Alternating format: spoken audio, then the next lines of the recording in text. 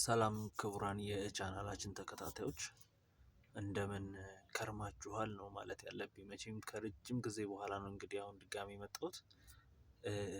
እንግዲህ ከረጅም ጊዜ በኋላ እንደመገናኘታችን በጣም ብዙ ፕሮግራሞችን ይዘን ለመምጣት ስናስብ ነው የቆየነው ይሄን ያህል ጊዜ። እንግዲህ ከዚህ በኋላ በ2018 በጣም ቆንጆ በሆኑ ቪዲዮዎች የምታገኙን ይሆናል። እስከዛሬ ግን ለምን ጠፋን የሚለውንም በሰፊው የምናወራ ይሆናል ወደፊት ጊዜ ከሰጠን። ለማንኛውም ለዛሬ ዝም ብዬ አጭር ቪዲዮ ልስራላችሁ፣ ተዘጋጅቼበት ምናምን ነገር አይደለም። ግን እስቲ አሁን ለምሳሌ ቀጣይ ሳምንት ምንድነው የጆኒ ራጋ አዲስ አልበም ሊወጣ ነው አይደለ? ስለዚህ ከዛ በፊት እስቲ የሱን ዩቲዩብ ቻናል ሪቪው እናርግ። ከዛ ዩቲዩብ ቻናሉን ሪቪው እናርግና ከዛ አልበሙ ከተለቀቀ በኋላ ደግሞ በምን ያህል ደረጃ ቡስት ሊሆን እንደሚችል አብረን የምናየው ይሆናል ማለት ነው። ስለዚህ ዛሬ መስከረም 17 2018 ዓ.ም ላይ ነው ያለነው። የጆኒ ራጋ ቻናል እንግዲህ በቅርብ ጊዜ ነው የተከፈተው የዩቲዩብ ቻናሉ። እስካሁን 8.18k ሰብስክራይበር እና 28 ቪዲዮዎች አሉት። የመጀመሪያ ቪዲዮን የለቀቀው ከአንድ ወር በፊት ነው። 737 ቪው አለው፣ በጣም ትንሽ ነው እንግዲህ።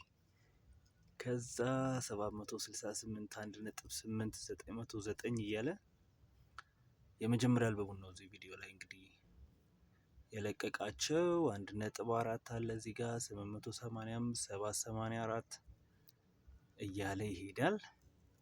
ከ3 ሳምንት በፊት 2k ያለው ቪዲዮ አለ። ከዛ መጨረሻ ላይ ቁልፉን ስጪኝ ላይ ደግሞ 20,000 ያለ ከፍ እያለ መጣ ማለት ነው።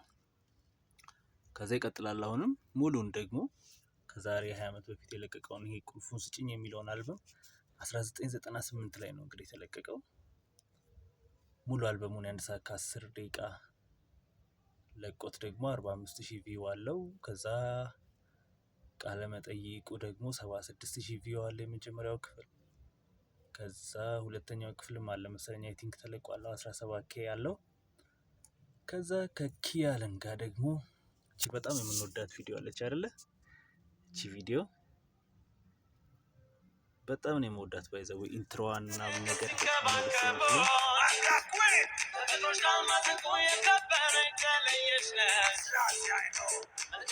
የኔ ልጅ ዘፈን አይመስልም። እዚህ ጋር አቋቋማቸው ምናምን ነገር ቦታው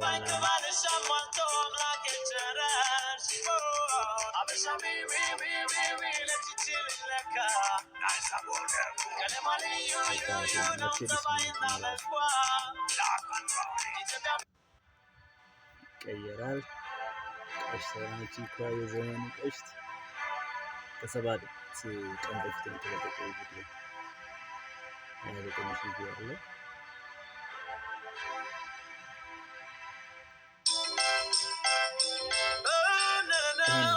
እንግዲህ ያው ከዚህ በላይ ማሳየት ስለማይፈቅድልኝ የዩቲዩብ ኮፒራይት ሲስተሙ እንደዚህ ሪቪው አድርገነዋል።